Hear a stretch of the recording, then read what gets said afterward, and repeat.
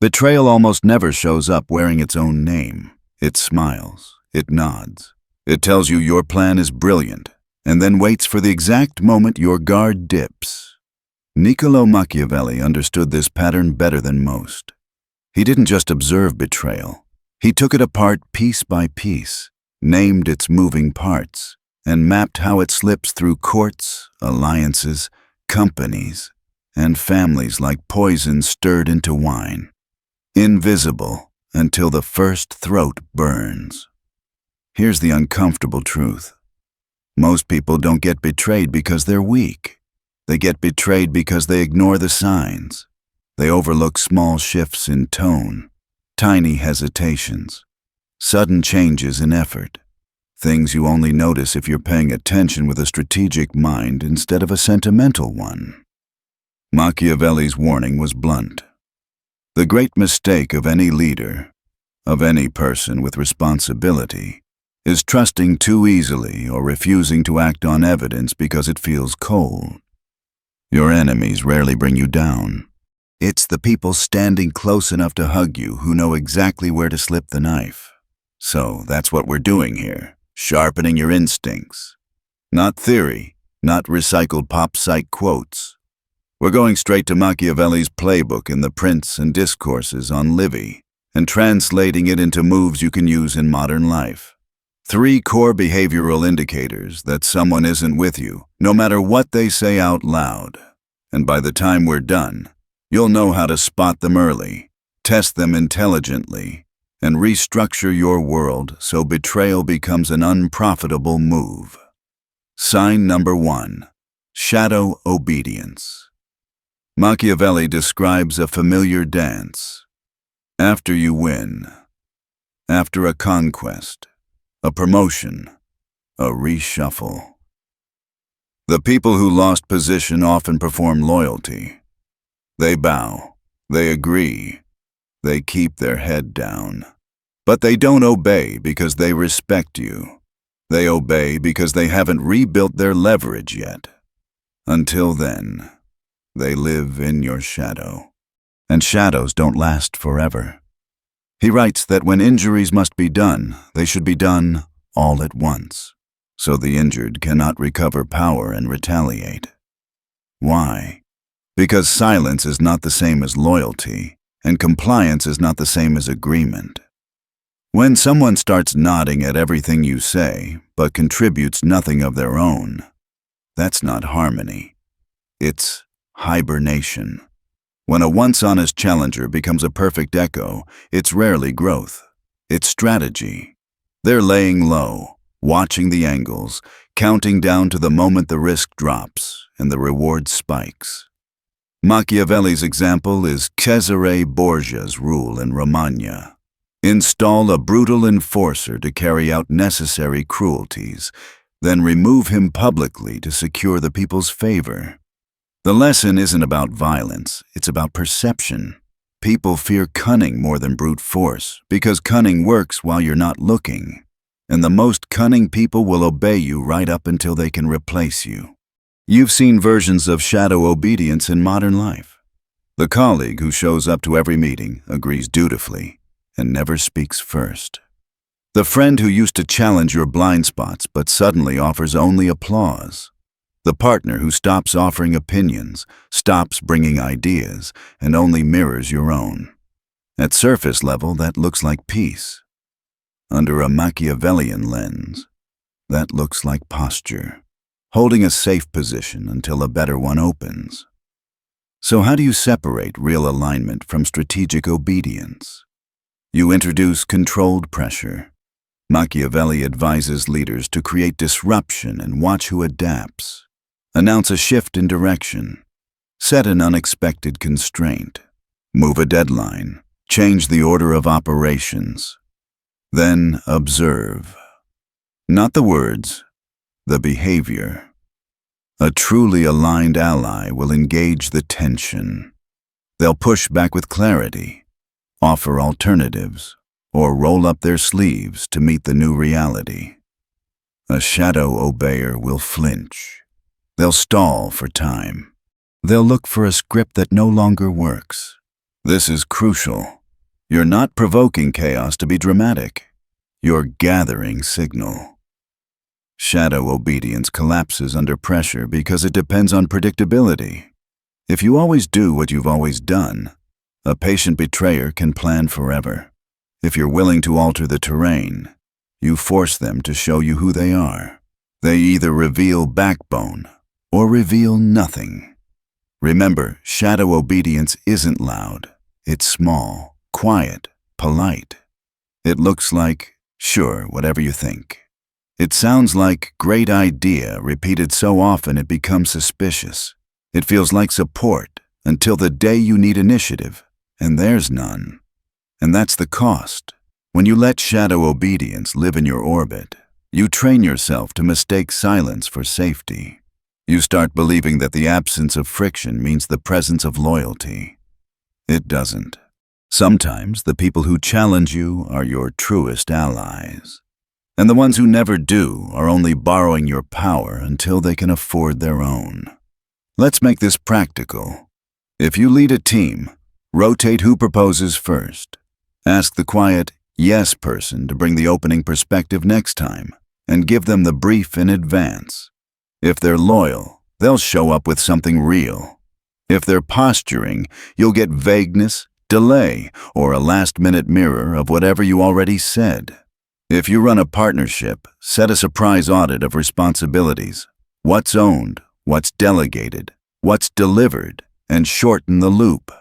If they're aligned, they'll lean in. If they're hiding, the dead air will tell you. And if it's personal, friendship, relationship, family, listen for the disappearance of honest friction. Healthy bonds can absorb respectful disagreement. When a person who used to speak plainly now only flatters and floats, ask yourself, did they suddenly become less intelligent or more careful?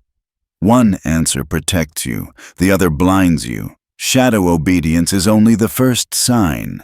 The second is sneakier because it looks like loyalty on steroids. Constant check-ins, constant praise, constant activity, without a single clear commitment attached. Overcommunication without clarity.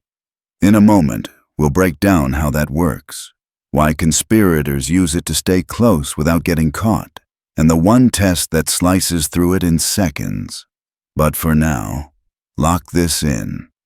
If someone's support costs them nothing, no initiative, no risk, no skin in the game, then what you're seeing isn't allegiance. It's camouflage. The second sign is more deceptive because it looks like loyalty turned up to maximum. It's not silence.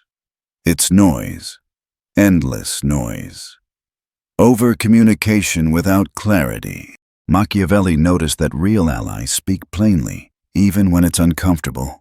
But traitors, they flood you with words. Long speeches, constant praise, frequent check-ins. They talk often, but they commit to nothing. Their goal isn't contribution. Their goal is access. To stay close enough to observe, to monitor, to collect information, without ever taking a risk themselves. In discourses, Machiavelli warned that men are less careful in offending those who seek love than those who inspire fear. Why? Because love, when it clashes with self-interest, evaporates. So when someone's loyalty is about to break, they often try to hide it with excessive flattery. They'll tell you you're brilliant, repeat your ideas back to you, compliment your vision, but never give you a single stake of their own. Look around and you'll see it.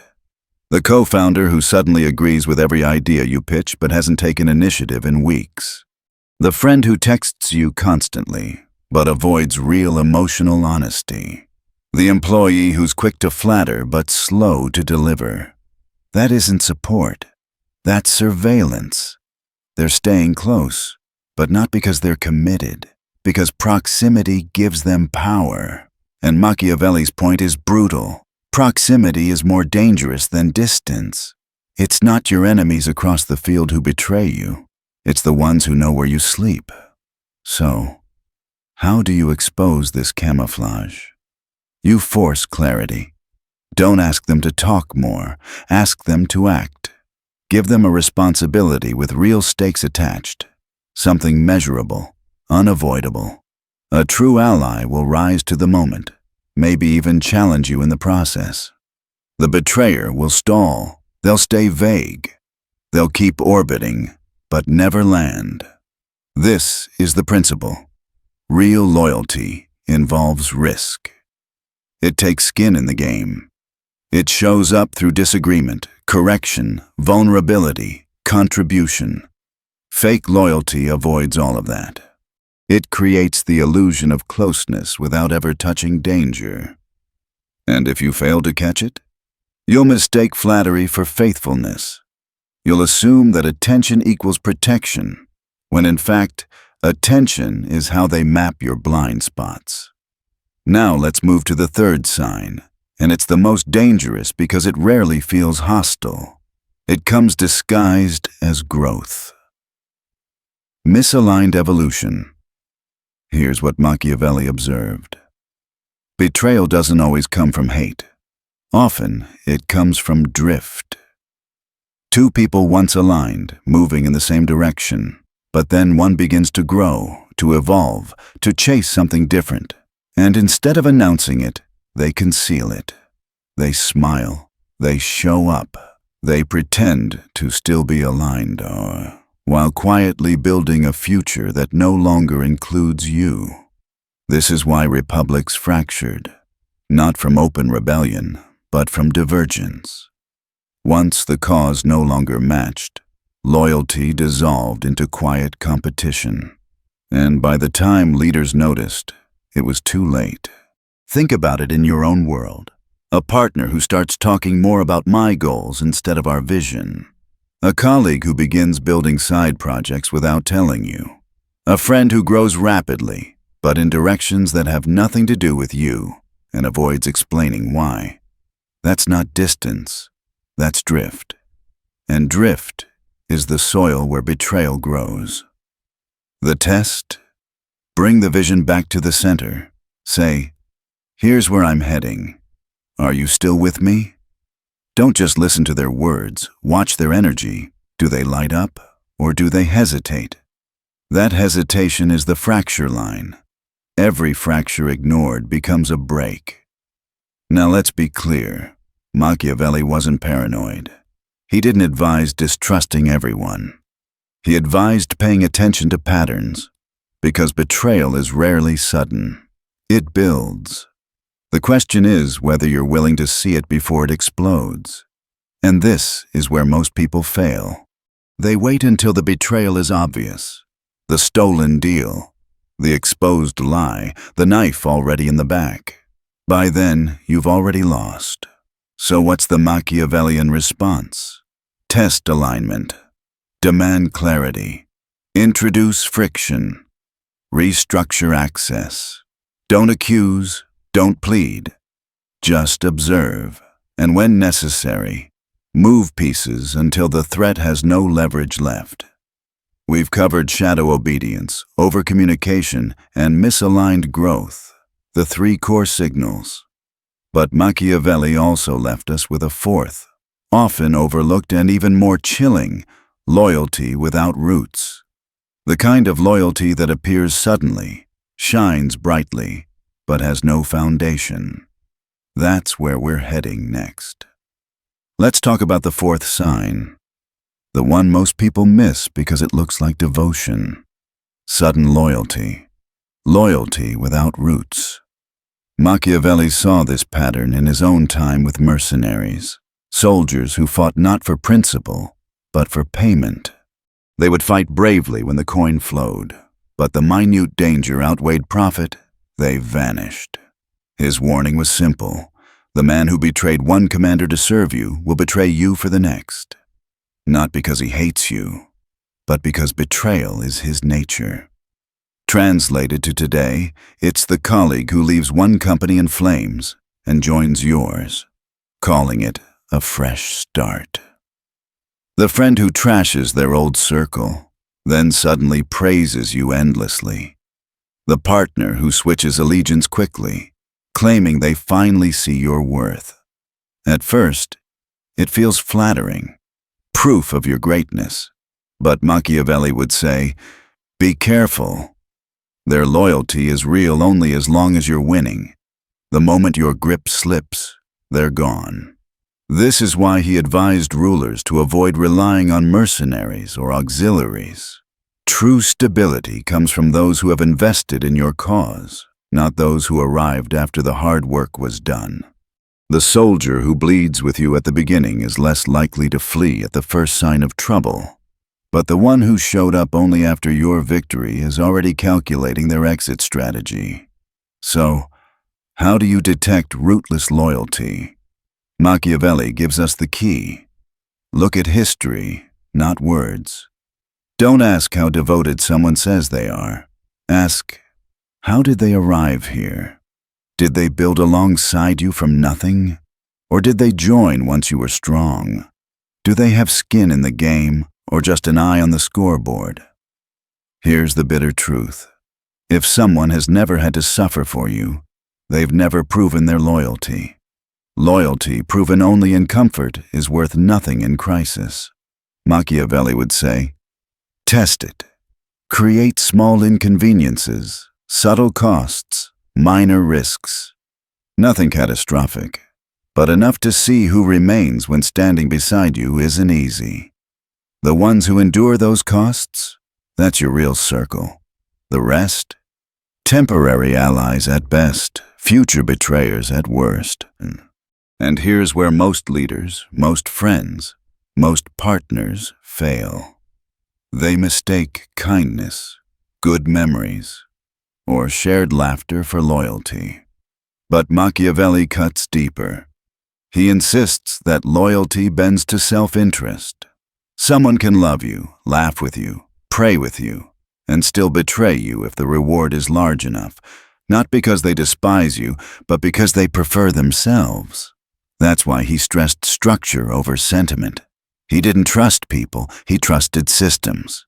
He believed every powerful person must design their world so that betrayal is more costly than loyalty, not by demanding affection, but by building dependencies, checks, and balances.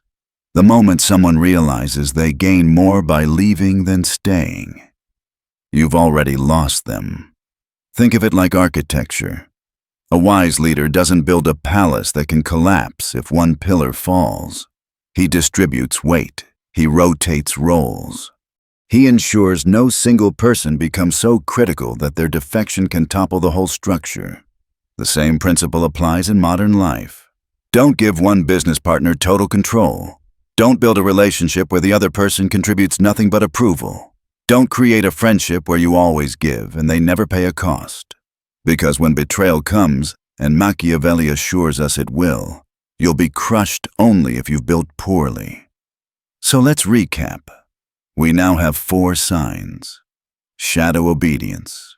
People who stop challenging you and only echo your words. Overcommunication without clarity.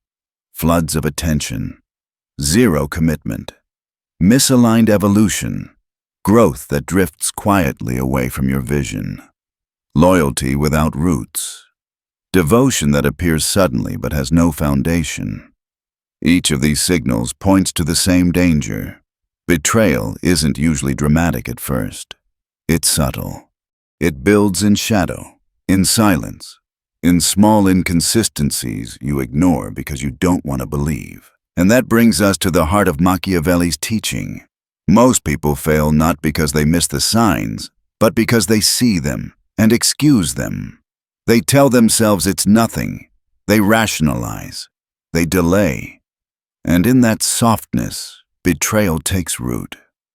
So, what do you do once you see the signs clearly? Machiavelli's answer is cold, precise, and effective. You don't confront emotionally. You restructure strategically. You isolate. You reduce access. You introduce friction, and if necessary, you remove. Not with noise, not with accusations, but with quiet adjustments that leave the betrayer powerless before they realize they've been exposed.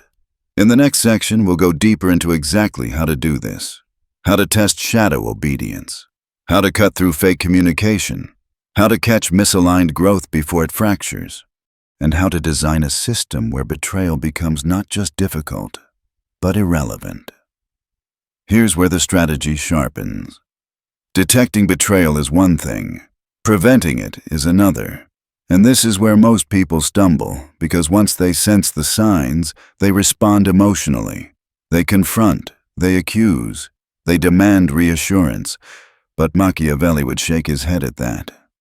Emotion hands your opponent the upper hand.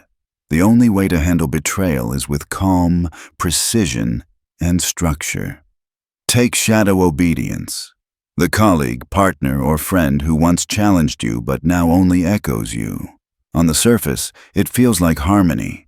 In reality, it's camouflage. How do you expose it? Machiavelli gives a simple test. Create disruption. Shift direction suddenly. Change plans. Introduce new pressure. Then watch. A real ally will engage. They'll adapt, maybe even push back. Why? Because they're aligned with your vision, not just your routine. But the shadow obeyer, they'll flinch. They'll hesitate. They'll stall. Because their loyalty was never to the cause, it was to their cover. And when the script changes, they panic. That's when you know who's with you and who's merely biding time. Now look at overcommunication without clarity, the flood of praise, the constant check-ins, the endless chatter with no substance. It feels flattering, but Machiavelli knew it's just surveillance disguised as support. The antidote? Don't ask for more words. Ask for action. Give them a concrete responsibility with a visible outcome. If they're loyal, they'll act. If they're not, they'll dodge, delay, or under-deliver. That avoidance exposes them. Remember Machiavelli's brutal line, "A man will sooner forget the death of his father than the loss of his inheritance." Translation: people always protect what truly matters to them. If someone refuses to stake anything on your cause, it means they don't see it as theirs, and that means their loyalty is a costume.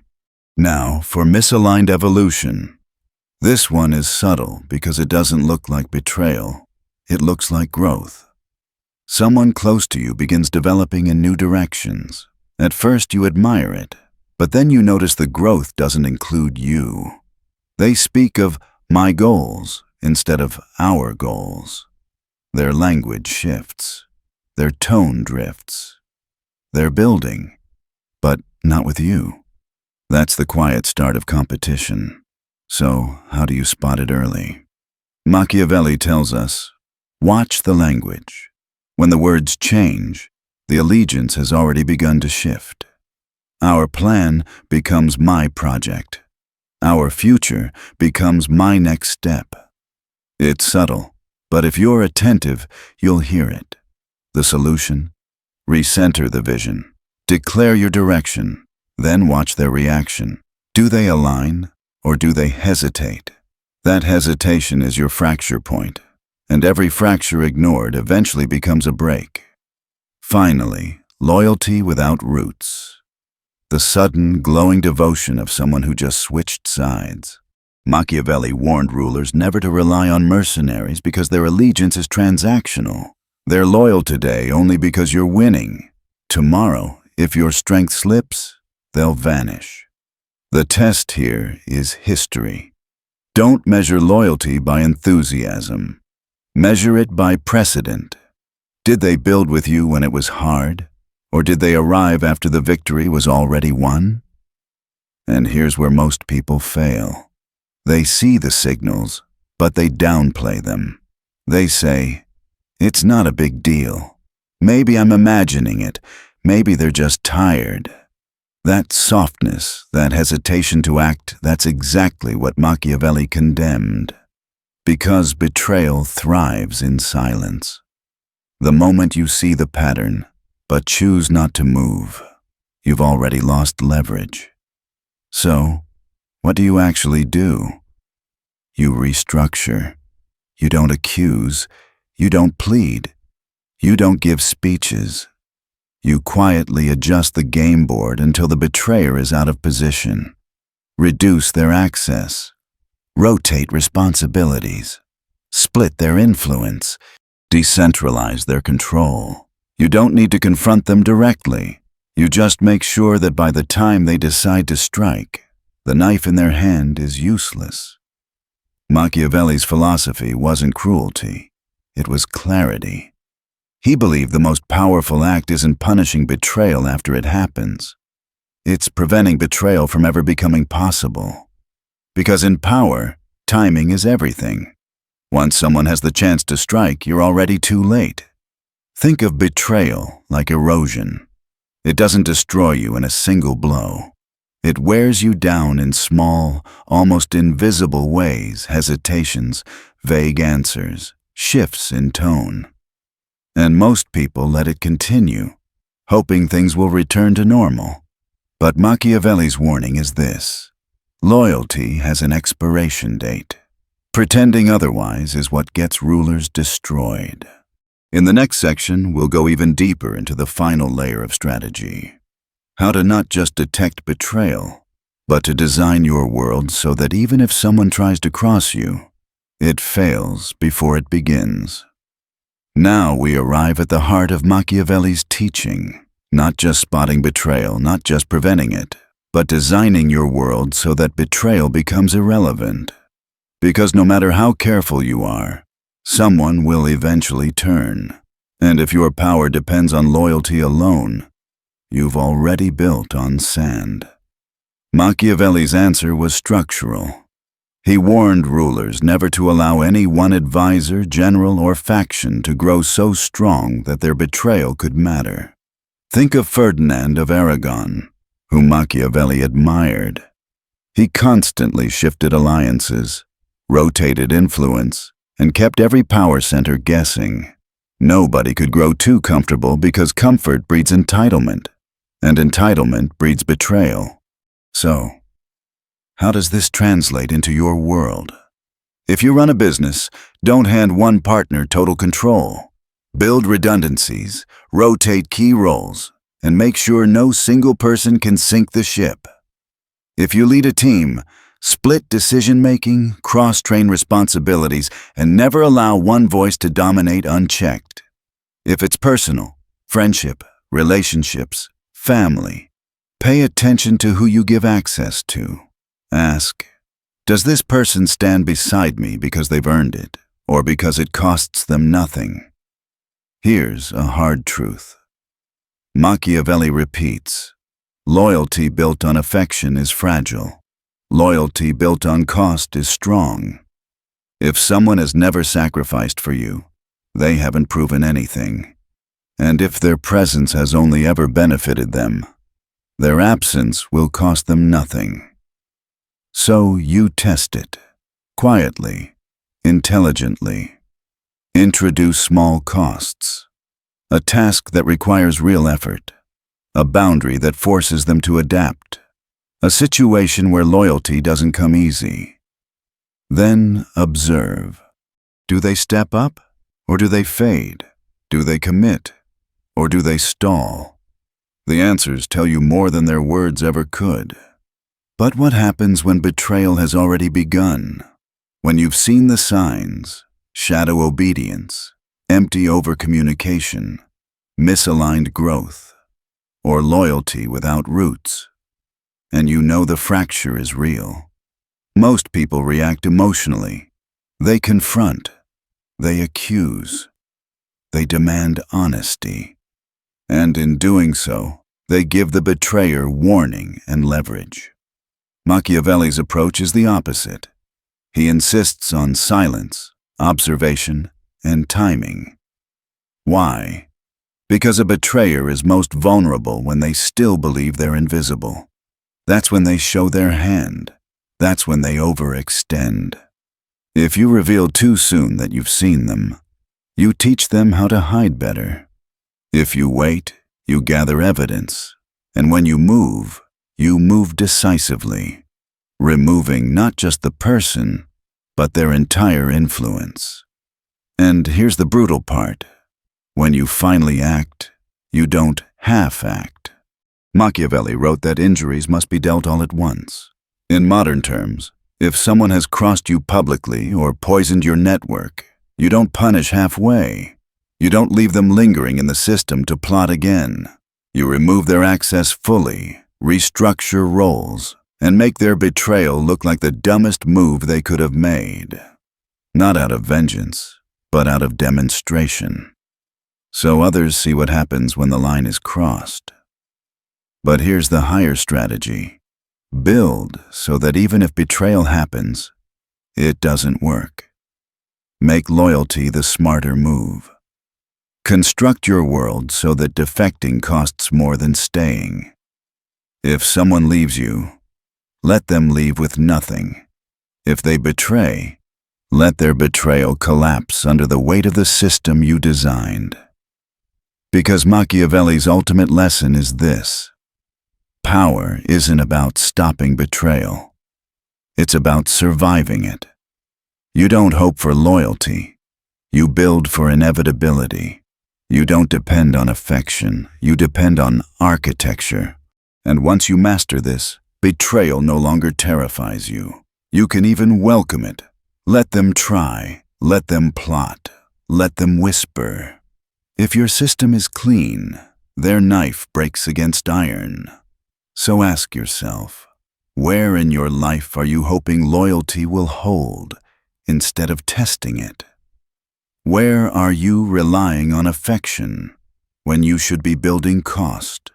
Where are you allowing drift, shadow obedience, empty words, or rootless devotion to grow unchecked? Because betrayal doesn't begin with a knife. It begins with silence, with hesitation, with a shift you chose not to see. Machiavelli's demand is simple. See it. Act before it strikes. Restructure so it can't succeed. And remember, you don't protect yourself by being loved. You protect yourself by being prepared.